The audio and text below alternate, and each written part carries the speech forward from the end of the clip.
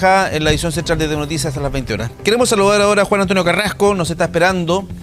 Él es del CEDEUS, aquí de la Universidad de Concepción, Centro de Investigación, el Centro de Desarrollo Urbano Sustentable de la Universidad de Concepción, es de la Católica y también de la Universidad de Concepción. Pero don Juan Antonio es de aquí de la UD Conce. ¿Cómo está, Juan Antonio? Gusto saludarle. Hola, ¿qué tal? Un gusto también saludarte. Tanto tiempo que no lo veía, ¿cómo está usted? Así es, muy bien, acá sobreviviendo a la pandemia. En teletrabajo, muy bien. Mire, lo llamamos en el contexto del Día Mundial Sin Auto. Pero el énfasis, cuando lo conversábamos en pauta, era ¿cuál es el real impacto de iniciativas de esta naturaleza? Yo tengo la sensación, así, mi punto de vista personal es que es cero. No, podríamos a lo mejor hacer la medición. Se decreta un Día Mundial Sin Auto, el, 19 de septiembre, da lo mismo. Y medimos la gente que anda en auto el 17 de septiembre y luego medimos la gente que anda en auto el 19 de septiembre y me da la sensación que es la misma.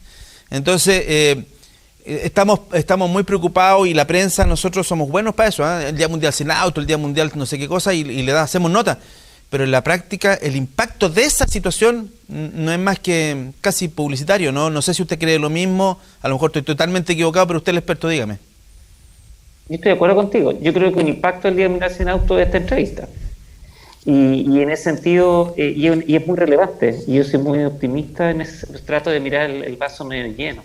Yo creo que tenemos que continuar conversando de no normalizar tener ciudades y que nosotros como personas dependamos fuertemente del auto para movilizarnos y realizar nuestras actividades. Y esta es una conversación que necesitamos hacer. Acabamos de ver este énfasis de la crisis climática, que ya no es una moda ni de ciertos grupos, sino que es una cosa muy fundamental. Y yo creo que eso es lo fundamental, es conversar que efectivamente no podemos crear ciudades y no podemos, y personas que vivan en estas ciudades que dependan completamente del automóvil. Entonces, lo que pasa es que, claro, uno mide, se frustra. Yo siempre le digo a mis estudiantes que se dedican a estos temas de transporte, esto es una profesión en donde hay que tener cierta tolerancia a la frustración, porque sí. No es fácil, digámoslo, claro. Efectivamente, pero por otra parte es muy relevante no normalizar la necesidad que tenemos de movilizarnos a todas partes con autos. Yo siempre digo, este no es el día, no estamos hablando de una ciudad sin autos o de que el auto no lo podamos usar nunca, sino que es del uso racional del auto y de la no dependencia del auto. Yo creo que esos son los dos ejes claves que son los claves de conversar y de empujar. Y en ese sentido, ya una conversación como esta es precisamente lo clave de este tipo de campaña. La pandemia no ha sido precisamente funcional a todo lo que estamos hablando. ¿Por qué? Porque las aglomeraciones en la locomoción colectiva generaban focos de contagio. La autoridad sanitaria, cuando le preguntamos por este tema, a propósito de que veíamos mucha gente en las micro y todo ese asunto, decía que hasta ahora no estaba probado que ahí, qué sé yo, pero era evidente que había un contacto físico que estaban a centímetros de distancia. Entonces, no sé si esa es la razón, pero sí también tenemos coincidentemente un aumento importante de adquisición de vehículos. Se me ocurre que ahí el 10% ha jugado su rol, la pandemia ha jugado su rol. Fíjese que veía una nota la otra vez en las noticias a nivel nacional, que la gente está comprando ese auto ahora y lo están entregando en 2 meses más, porque no hay autos suficientes para abastecer el mercado, por Dios. No, es impresionante. Efectivamente, yo creo que la pandemia, es bien especial esto de la pandemia, porque por otra parte ha generado un escenario en donde mucha gente ha valorado lo local, la posibilidad de tener libertad de caminar, de moverse y de, por ejemplo, realizar actividades más cerca. Yo creo que, efectivamente hay una tendencia muy importante a la adquisición de automóviles. En ese sentido, es cierto que el 10% ha jugado un rol, es cierto que también el miedo al transporte público. Yo coincido con que efectivamente el transporte público es más seguro que en muchas otras situaciones, pero efectivamente es una condición de riesgo y percibida como condición de riesgo por muchas personas. Pero aquí el problema me parece que es otro, o sea, es que no podemos tener ciudades que dependan completamente del automóvil. Así de sencillo. Sí, en el fondo, efectivamente, yo creo que el derecho a poder movilizarse en automóvil no es un derecho adquirido de 100%, digámoslo. O sea, no podemos pensar en que poder movilizarse por las calles es un automóvil. En automóvil es un derecho. Yo creo que es un deber. Conlleva ciertas obligaciones porque genera ciertos costos a la sociedad. Y entonces, en ese sentido, aquí lo fundamental es poder realmente imaginarse ciudades en que no dependamos del automóvil, en que por supuesto que si necesitamos realizar actividades de largo alcance, ojalá en horas donde no haya muchas personas movilizándose, el automóvil ciertamente es una opción y una opción que no genera problemas a la sociedad. Pero tenemos que, de otra manera, generar con mucha urgencia la posibilidad de que el automóvil no sea la única opción.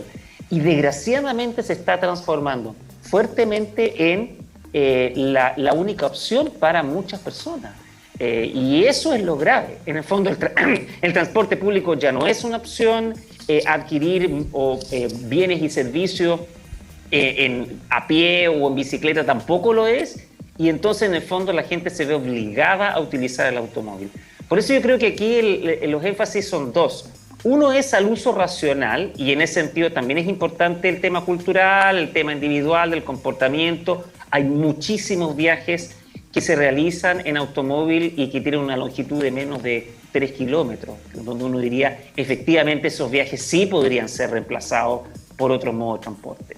Pero por otra parte hay muchísimos viajes donde las personas no tienen alternativas reales o de calidad para poder realizarlas. Y entonces, en ese sentido, ahí la política pública tiene que ser mucho más fuerte. Tenemos que invertir más recursos en esto. ¿Sí? No hay otra opción. Y yo creo que este tipo de campañas son fundamentales para no normalizar el que nos vayamos llenando cada vez de autos en las calles. Sí, yo estaba pensando en el caso mío en particular. Yo me vengo en vehículo al trabajo. Ahora, yo vivo en Talcahuano y no tengo opción. Bueno, sí tengo opción, tengo la locomoción colectiva, pero por decisiones evidentemente que tienen que ver con la pandemia, prefiero no venirme en locomoción colectiva en la mañana llenísimo de gente. Entonces, ¿cuál sería mi otra opción? El biotren. Pero el biotren no me queda exactamente cerca. Entonces, estoy pensando en opciones de cómo eventualmente mejorar ese asunto. Es realmente complejo. Ahora, yo creo que ahí, en el caso mío en particular, hay otro factor, que es que, no sé, yo vivo en Talcahuano, trabajo en Concepción, mi hijo estudia en San Pedro. Que es un tema de planificación familiar, pero también de...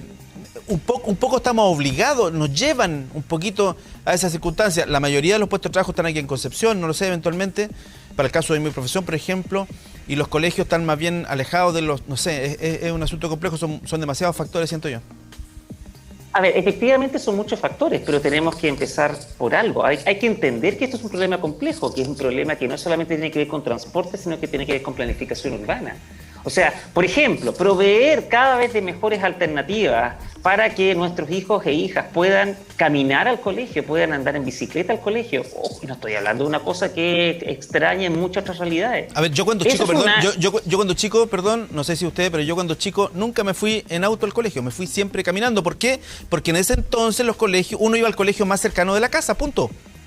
Exactamente, pero eso significa generar opciones, en el fondo, medidas que tienen que ver, que son de salud, medidas que son que uno podría pensar sectoriales de educación, son también medidas urbanas y de transporte. Y yo creo que eso es súper fundamental. Eso lo hace complejo, pero también lo hace factible. Sí, claro. Entonces, ese ejemplo que tú das es súper fundamental. O sea, si tú tuvieras opciones de que, por ejemplo, tus hijos pudieran tener un colegio de la calidad que tú estás esperando cerca de tu hogar, yo estoy seguro que tú preferirías eso. Por supuesto, se va caminando y vuelve caminando. O sea, ni hablar, sí, claro. En términos de tiempo, en términos de recursos. Ahora, respecto a, por supuesto que hay el trabajo es mucho más complejo, las ciudades tienden a concentrarse en ciertos lugares de trabajo. Pero bueno, de nuevo, si hablamos del biotren, si hablamos del transporte público, si en el fondo hay una inversión tan fuerte como la que se hace en infraestructura de 8 índole en Chile, en el transporte público, quizás si yo te dijera, mira, el biotren ahora tiene 4 veces más frecuencia. Claro. Hay menos pasajeros. Sí. Tienes un sistema de mucho mejor calidad. Entonces tú no empezás a pensar. Y por otra parte, ojo, también tiene que ver con una cosa que quizás no es muy popular, pero que es fundamental de decir. No es solamente la zanahoria, no es solamente el incentivo, es también el garrote. Y por otra parte, también el automóvil es mucho más barato, y eso es un consenso entre los especialistas, respecto a lo que efectivamente genera como costo a la sociedad. Entonces, cuando incluso en términos de costo uno compara transporte público con automóvil y a veces se da cuenta que incluso el automóvil puede llegar a ser más barato en ciertas circunstancias, es porque algo anda mal. Sí. El automóvil es un modo de transporte que debiese ser mucho más caro, porque es más caro para la sociedad. Y entonces ahí viene la otra parte. O sea, además yo te dijera, mira, hay un sistema de biotren adecuado, hay un sistema de transporte público adecuado, y el auto en realidad a la sociedad le está costando más cara, por lo tanto yo te voy a cobrar más a ti por el uso. Entonces ciertamente las decisiones comienzan a cambiar. Y esa es una ecuación que es compleja, pero que tenemos que hacernos cargo. Si no, vamos a vivir en Concepción en las próximas décadas donde vamos a depender fuertemente del automóvil, y la verdad es que las cosas van a ir de mal en peor.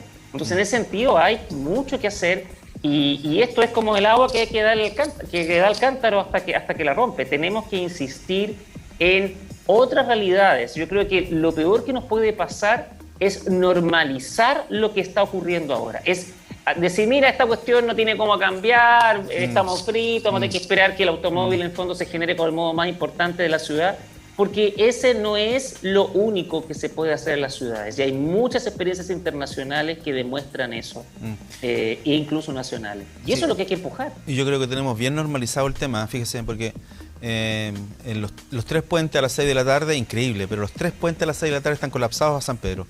Y todos los días pasa lo mismo, y la gente que va a San Pedro se demora 2 horas en llegar a sus casas y está súper normalizado. Yo muchas veces, y con esto terminamos la conversación, Juan Antonio, muchas veces he ido al auto, de aquí de la universidad, al centro en auto. Y muchas veces he ido a pie porque me doy cuenta que ir al centro en auto es más demoroso que ir a pie. Por el problema para estacionarse, no hay dónde estacionarse, que uno, en fin, es un cacho. Ir al centro de Concepción es un cacho por la cantidad de vehículos que hay. Habitualmente a mediodía, que es a la hora que yo puedo ir, digamos, porque toda la gente hace un poco lo mismo, ir a mediodía al centro de Concepción. Juan Antonio Carrasco, del CEDEUS de la Universidad de Concepción, muchas gracias por esta conversación. Por último, que esto quede como legado del Día Mundial sin Auto, porque dificulto que la gente vaya a dejar el auto en su casa, por lo menos por esta fecha. Hay que seguir y empujar. Muchas gracias por la invitación. Que esté muy bien, Juan Antonio. Gracias por esta conversación. Bien, y de esta conversación interesante que hemos tenido con Juan Antonio Carrasco, nos vamos a la pausa comercial. Estamos un poquito pasado el tiempo, pero vamos y volvemos.